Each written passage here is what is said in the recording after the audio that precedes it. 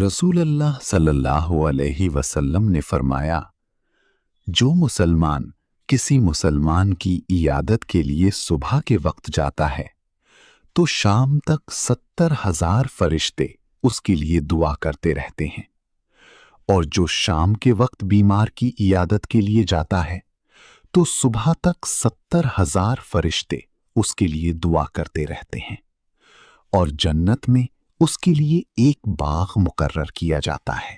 اعوذ باللہ من الشیطان الرجیم، بسم اللہ الرحمن الرحیم۔ اللہم صلی علی محمد وعلى آل محمد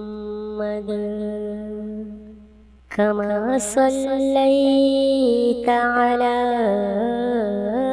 إبراهيم وعلى آل إبراهيم إنك حميد مجيد۔